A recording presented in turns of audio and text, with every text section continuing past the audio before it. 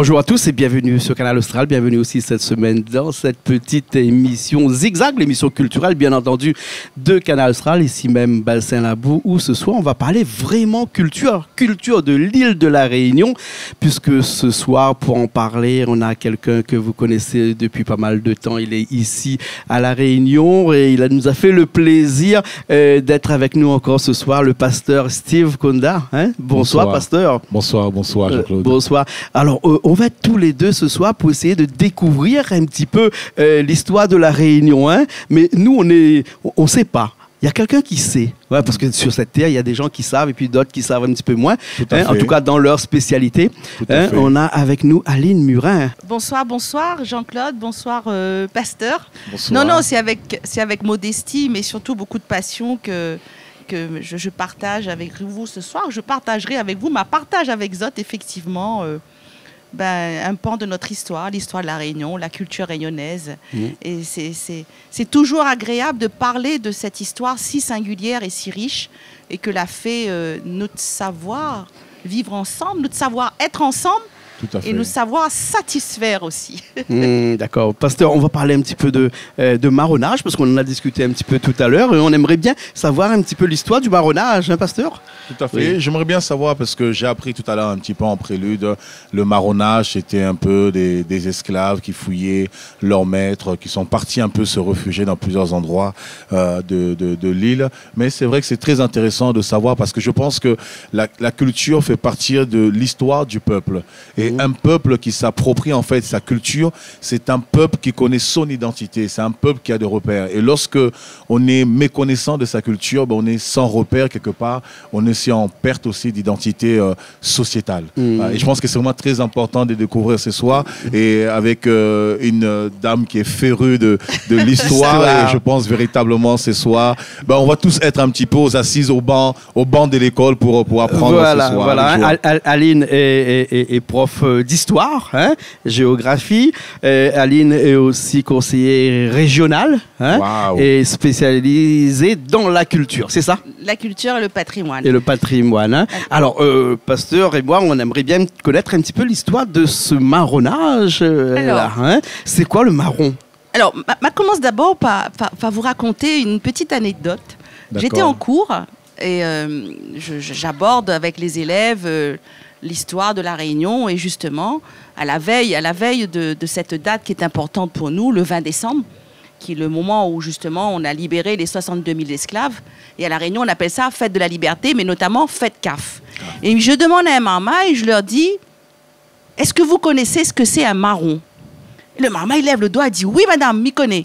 La couleur marron. Ou la crème de marron. Ou la crème de marron. Éventuellement. Alors, c'est là qu'on voit, et moi je le dis, mais m'y signe et m'y persiste, même si aujourd'hui, il y a de gros efforts qui ont été faits pour qu'on puisse étudier l'histoire locale, l'histoire de notre île, beaucoup ne connaissent pas encore l'histoire du milieu dans lequel ils habitent, l'histoire de notre environnement, l'histoire de notre pays.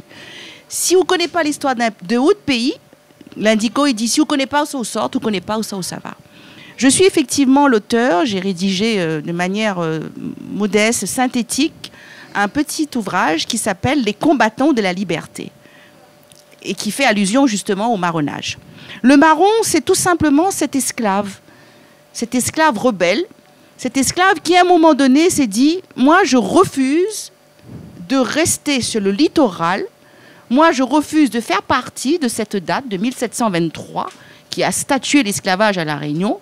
Moi, je décide de garder ma liberté, de vivre dignement, et c'est cet esclave qui va fuir. » Il y a plusieurs fuites. D'abord, la petite fuite qu'on appelle le petit marronnage, où souvent, parce qu'il a eu des mauvais traitements, ou il n'est pas content avec le maître. Il ne va pas très loin aussi. Il ne va pas trop loin. Il va pas très loin. Donc lui, et il revient généralement. Ouais.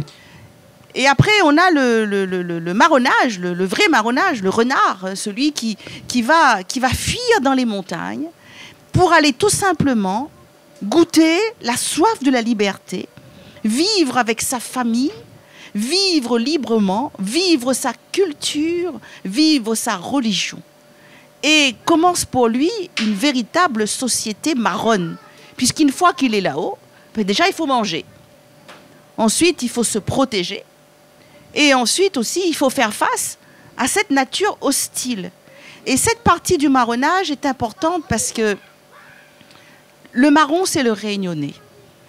Et on a tendance à oublier, moi, quand on me dit le réunionnais n'est pas courageux, le réunionnais est un paresse, le réunionnais, il ne connaît pas c'est quoi la vie difficile. Non, au contraire. Nous, dans l'histoire de la Réunion, le marron, c'est celui qui, courageusement, a quitté un espace où, certes, le travail est très difficile, mais il avait de quoi manger. Quand il est là-haut dans les cirques, tout est à refaire. Déjà planté. Donc, vous voyez, déjà, là, nous étions déjà dans cette culture de la plantation. Dans cette culture d'auto-alimentaire, la culture agricole, pour se nourrir. Ensuite, il faut également s'habiller. Donc là, on va trouver aussi toutes sortes de moyens. Et là, on est déjà en harmonie avec la nature, le fameux développement durable. Il faut aussi se soigner.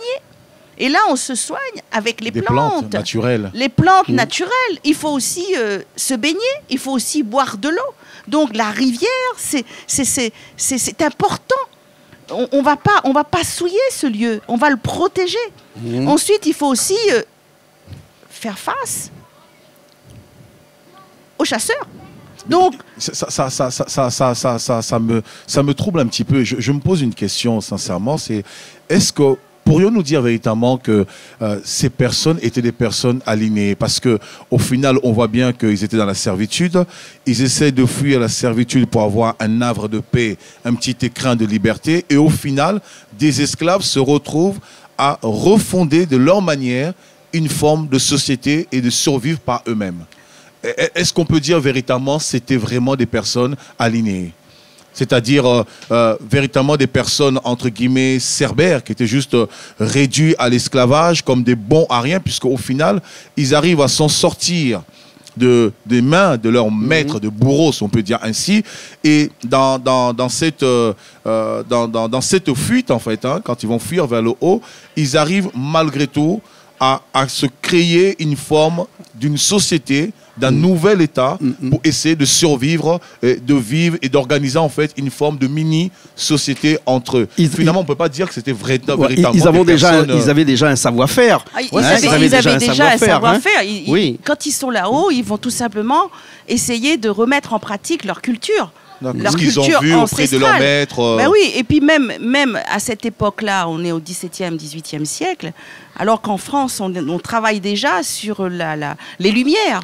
Nous pouvons dire que ces esclaves étaient aussi les premiers combattants de la liberté.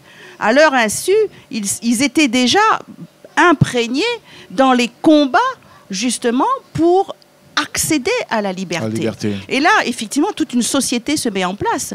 Le courage, l'intelligence collective, un mot qu'on utilise aujourd'hui, une gouvernance collective et surtout la protection de la famille.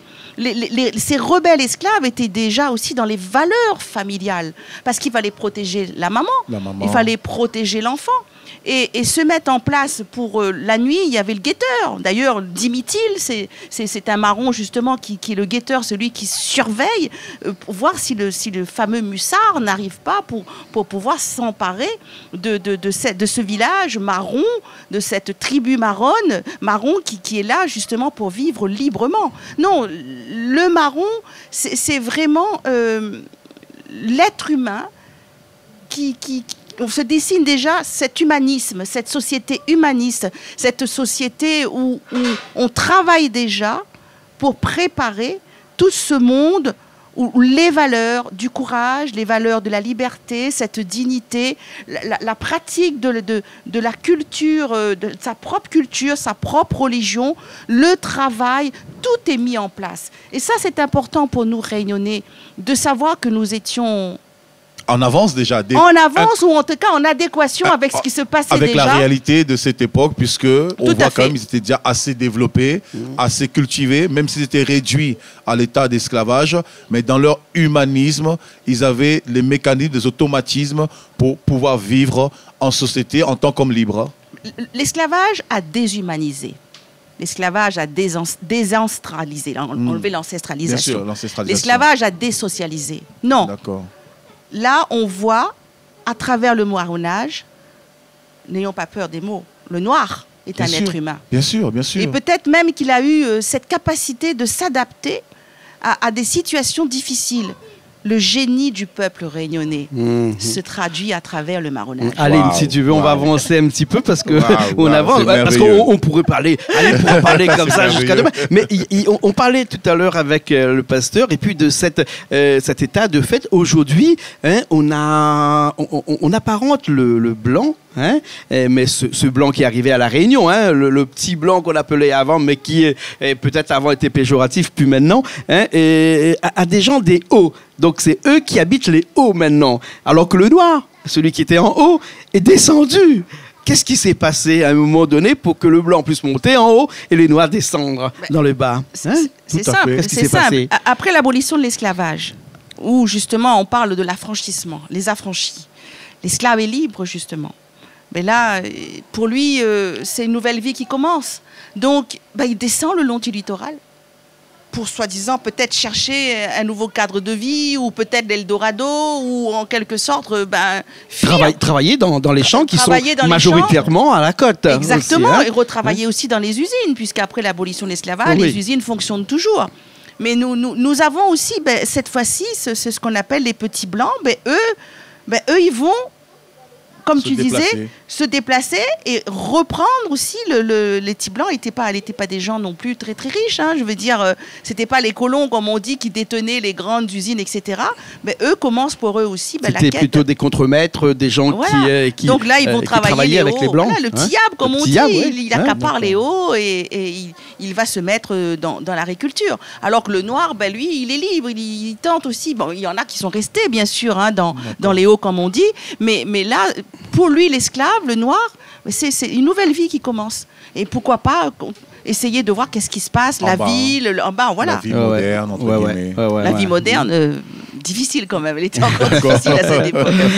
Alors, pasteur, quand on voit un petit peu l'histoire de La Réunion avec ce marronnage, là, ça t'inspire quoi dans ta vie religieuse? Est-ce qu'il y a des moments dans la Bible, par exemple, où on a des séquences qui sont un petit peu de ce genre-là, où une population fuit pour aller ailleurs, pour trouver un endroit meilleur? Oui, bien sûr, c'est quand on regarde la Bible, par exemple, on a un exemple d'Abraham tout de suite dans la Bible, dans Genèse 12. Hein.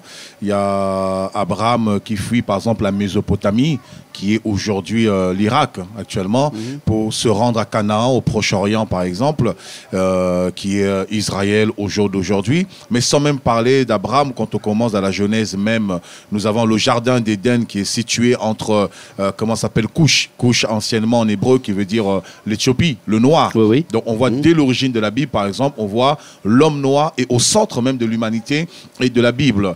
Et peut-être une fois on parlera de ça, l'existence de l'homme noir, que l'homme noir, le premier homme sur la terre, était un noir et non un blanc. Et chose que beaucoup de gens ne savent pas.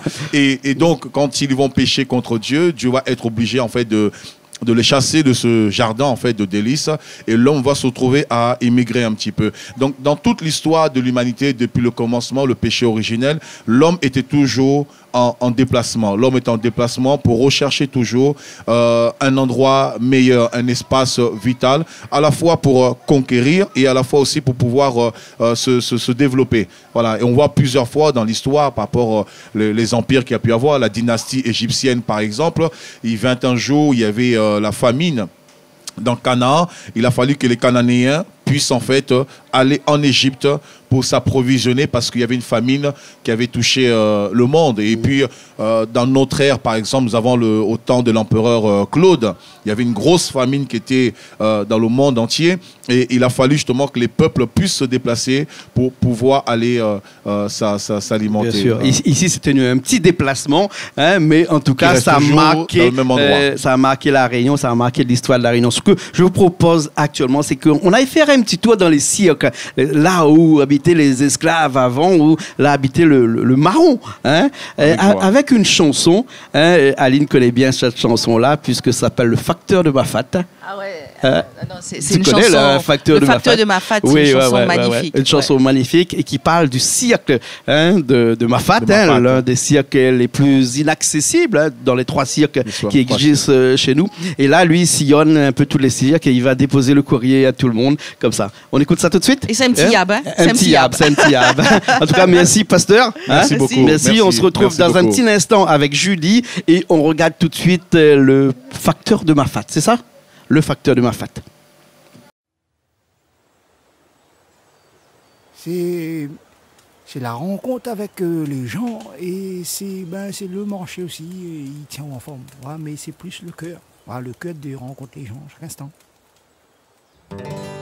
La brume dort dans la plaine, le jour se lève à peine.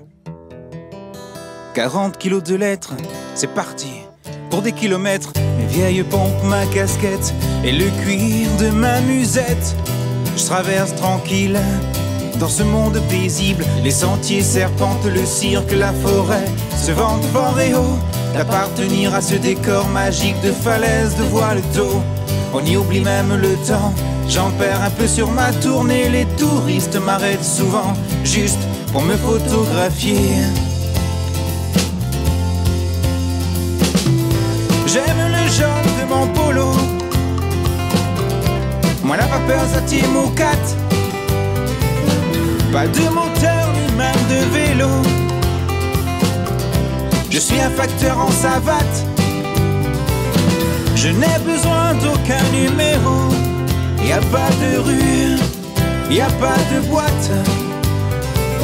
Je connais tous les habitants de là-haut.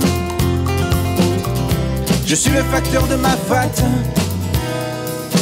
Je connais les îlettes par cœur, proche plate, il est aux orangers ou encore il est un malheur. Chaque maison, accueil familier.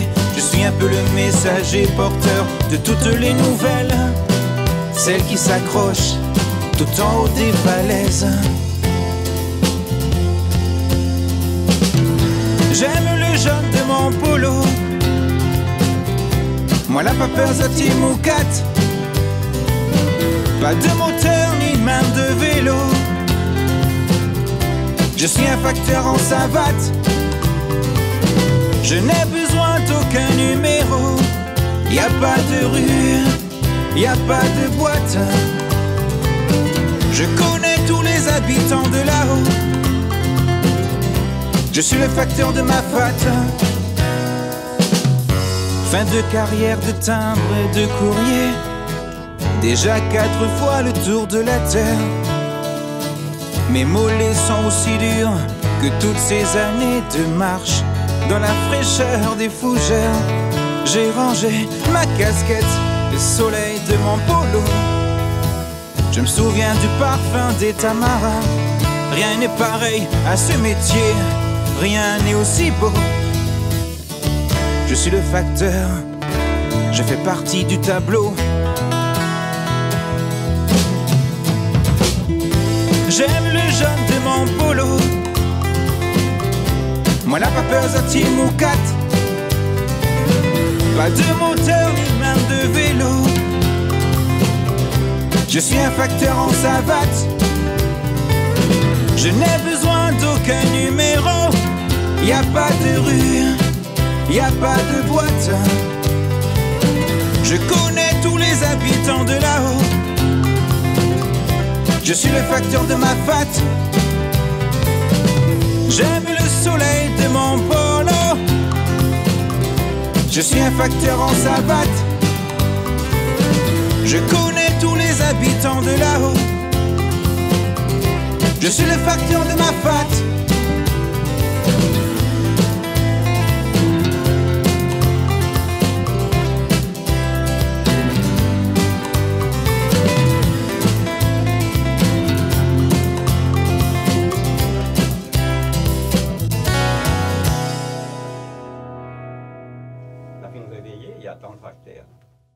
Eh ben nous revoilà après cette chanson, le facteur de Mafat, hein, et donc le pasteur est allé cuisiner.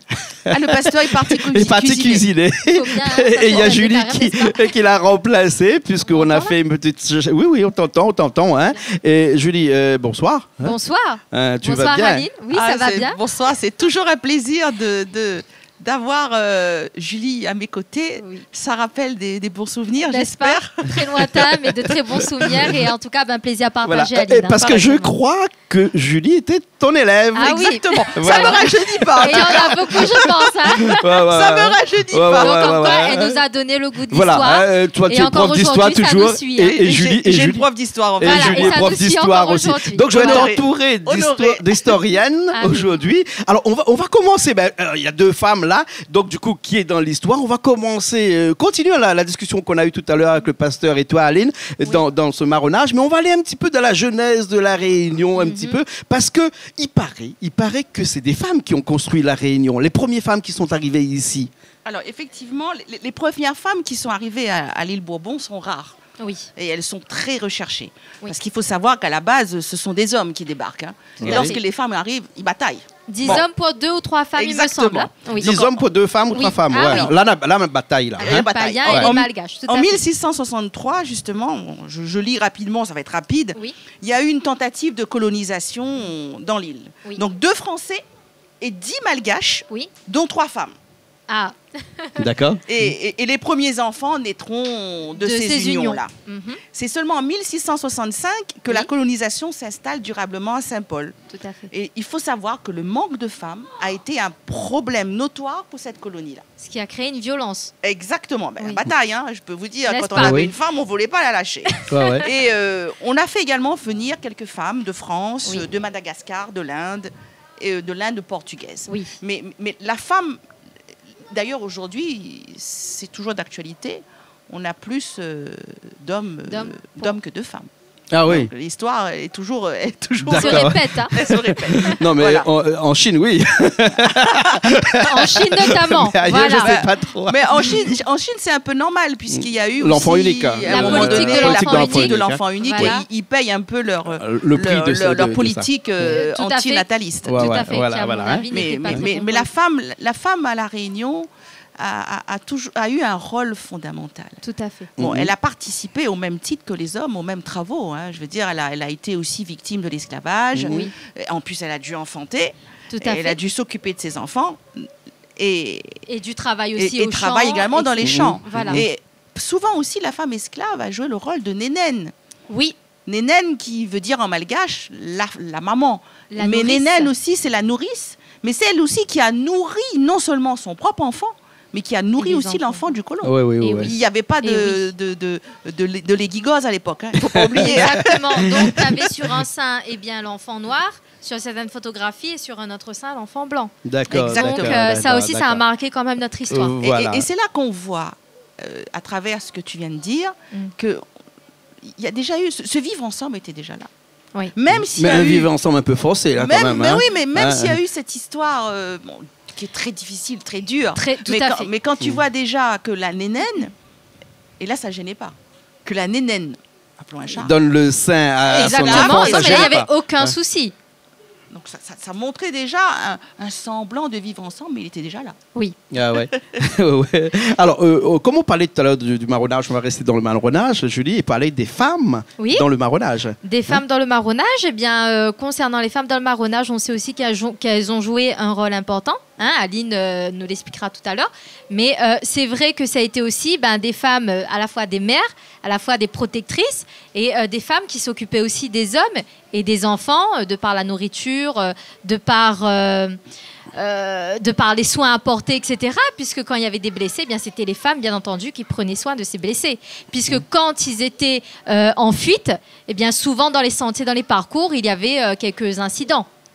Donc, Alors, j'explique pas comment ils ont pu traverser tous ces sentiers pour qui aller dans n'existaient les pas, hauteurs, hein. qui à Les cette hommes, oui, époque n'étaient d'accord, pas très mais faciles. les Hein. femmes Et les qui femmes qui suivaient. suivaient, Bah, déjà, il faut savoir que cet esclave rebelle, parmi ceux qui ont fui le littoral esclavagiste, ce sont des malgaches. Mhm. Oui. Et le malgache, par définition, c'est quelqu'un c'était déjà des êtres humains qui avaient l'habitude, j'avais envie de dire des sportifs. Et c'était tout à fait. Qui connaissaient déjà ce que c'est marcher, qui connaissaient déjà se balader dans la savane, dans la brousse. Ils avaient déjà cette culture de traverser les sentiers. Tout à fait. Et dans cette fuite pour le marronnage, mais le marron, il ne va pas faire tout seul.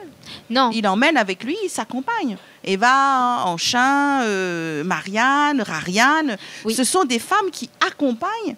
Et très souvent, elles vont chercher aussi ces femmes sur le littoral, qui vont accompagner leurs compagnons, leurs amis, leurs maris dans cette fuite. Oui. Et elles vont participer également à la mise en place de cette société marronne. Bon, Oui. mais déjà, elles vont affronter, elles vont avoir des enfants, elles vont cuisiner, elles vont participer aux travaux de l'agriculture, mais surtout, elles vont tenir compagnie à ce marron. Il y a une certaine aussi hiérarchie dans ces villages qui sont créés, notamment avec un chef, les sous-chefs, et puis, bien entendu, les autres marrons qui protègent le village. Communauté. Donc, on a vraiment une communauté qui se crée à ce moment-là. Ah non, mais c'est une vraie communauté, c'est une vraie société marronne où chacun avait son rôle. On est là dans vraiment une structure organisationnelle. Tout est bien organisé, chacun a un rôle bien précis et on n'a pas le choix. On n'a pas le choix puisque le danger est toujours là. Tout à fait. Il faut vivre et il faut aussi être paré à toute éventualité. Voilà, on parle du danger donc dans le fait que le marron avait tous les jours avec les chasseurs, hein, mais on parle aussi de ces femmes qui ont payé aussi ce lourd fardeau, ce lourd tribut aussi lorsqu'ils étaient pourchachés, puis quand on les a récupérés, ils avaient les oreilles coupées, ils avaient les seins coupés, c'était vraiment barbare, hein. Alors, c'est vrai dans cette période-là, les femmes ont payé un lourd tribut dans ce marronnage-là, non? Mais c'est surtout les hommes, je pense, qui... Pas de pitié. Pas de pitié, hein? Pas de pitié. Le marron, c'est une main-d'œuvre en moins. Tout à fait. Lorsque l'esclave quitte le littoral, le colon perd une main-d'œuvre. Et en plus, c'est un mauvais exemple, un mauvais modèle pour l'esclave qui est sous le rôle, la gouvernance, le commandaire. Oui. Donc, l'esclave qui est en fuite, lorsqu'on le capture, très souvent, on ne va pas transporter le corps. Oui. Parce que Mussard, lui, il faut qu'il ramène son tribut pour récolter son butin. Il faut qu'il y ait une preuve. Donc, il faut une preuve. Donc, très souvent, on ne va pas transporter le corps. Non. Parce qu'il faut le transporter sous son goni. On coupe la tête. Voilà. On coupe un bras, on coupe le jarret, on coupe une oreille. Et imaginez la souffrance, la douleur. Oui. Tonton David, il vient de mort, là. Il a dit, nous sommes un peuple de la souffrance. Et il n'a pas tort. Et c'est un fait. Et c'est un fait, et c'est une réalité. Oui. Et très souvent, le maloya, et c'est là qu'on arrive à ce fameux malouya. Le maloya était cette musique qui accompagnait la vie des marrons, qui accompagnait la vie de l'esclave. C'est pas seulement une musique où on danse. Ça exprime aussi la douleur, la souffrance. La souffrance, la douleur, le courage. Mais c'est aussi... la mémoire. La mémoire, et c'est aussi la prière. Oui. On va aller aussi prier, puisque les marrons, et l'héritage de la culture marronne, c'est l'héritage de la culture religieuse ancestrale. Tout à fait. C'est le culte des ancêtres. Oui. Et le maloya, c'est aussi Zanar, où on va prier Zanar. Et si on revient à ces punitions, à ces châtiments barbares, il n'y avait pas de pitié. Et souvent, le marron, lorsqu'il se sentait prisonnier, le suicide était la seule solution. On se jette sur un rempart, on se tue, et tout simplement pour cacher et protéger justement les autres marrons. D'accord. Alors, en tout cas, merci Aline. Oui, c'est un sujet vraiment passionnant. Et... parce qu'il faut faire la cuisine. Hein. Si on on m'avait invité pour cuisiner et il faut qu'on aille cuisiner. Mais en tout cas, c'est un sujet passionnant et je vous invite aussi à consulter le livre d'Aline. Le livre s'appelle Les combattants de la liberté. Et qu'on le trouve dans les librairies. D'accord. Mais moi, je l'ai mis et je continue à le mettre gratuitement dans les différents établissements, puisque c'est plus un petit livret pour le milieu scolaire. Pour accompagner les écoles, le collège, le lycée. Je dirais c'est plus pour le collège et le lycée. D'accord. Parce que, je le redis, même si nous avons cette liberté pédagogique d'enseigner l'histoire, Moi, c'est ce que j'aimerais, honnêtement. Oh, je profite pour la télé, je le dis. Je l'aimerais vraiment proposer et pourquoi pas que tu m'accompagnes. Avec plaisir. Et d'autres enseignants.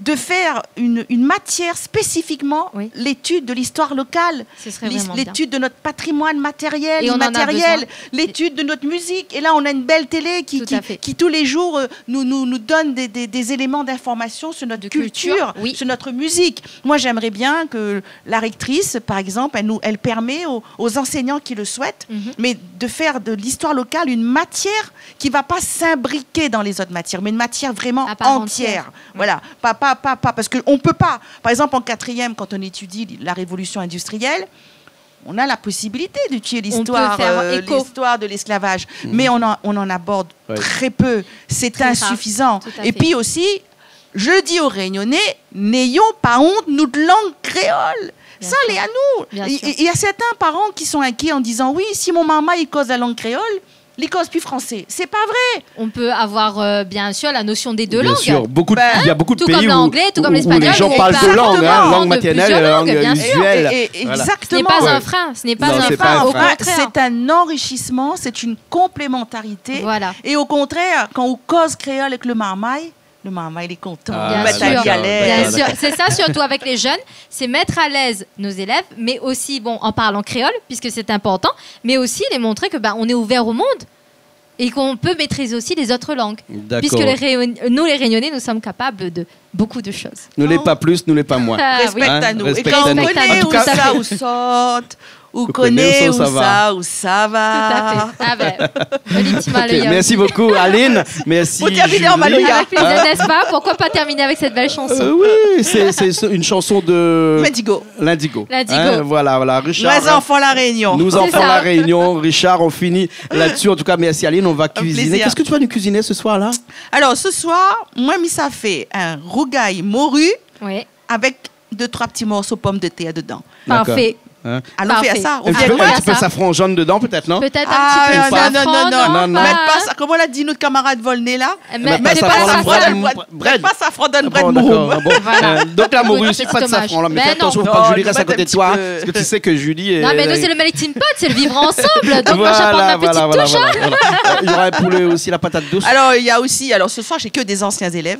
J'ai aussi un ancien élève, Fabien, qui va nous cuisiner un poulet patate douce. D'accord. Et moi, ça fait plaisir de voir que mes élèves aujourd'hui ont gardé cette fibre culturelle réunionnaise. Et c'est important. C'est important. Ça, il ne faut pas nous perdre. Tout en continuant à s'ouvrir sur le monde, à connaître ce qui se passe ailleurs, perdre par racine là. D'accord. Ça l'est à nous, ça. Bon. Merci beaucoup, Aline.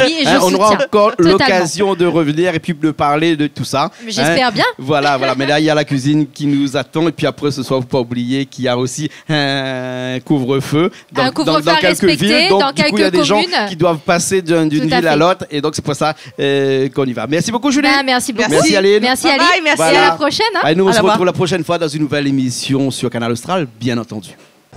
Quand vous connaissez ça ou ça, vous connaissez ça ou ça va. Moi, les dans la Réunion, au Sanana, toute bonne nation, on me l'a grandi dans Maloya, on me l'a grandi dans Cabaret. Pour ça, je dis, m'y a de bon Dieu. Pour ça, je dis, m'y a bon Dieu. What they want to say is African mother. Yeah, Gaya manana li sote. African mother. Yeah, want to say is African mother. Yeah, ça prend la Réunion li sote. African mother. Pour ma bonté, la bonté. African mother. Mon projet qualité rayonné. African mother. Yeah, want to say is African mother. Pour ça prend la Réunion li sote. African mother, Bane, African mother, yeah, mon tête is African mother, Tadabi, Mama Beleni Be, African mother, yeah, mon tête is African mother, mon projet qualité rayonné, African mother, yeah, devant la Réunion du African mother.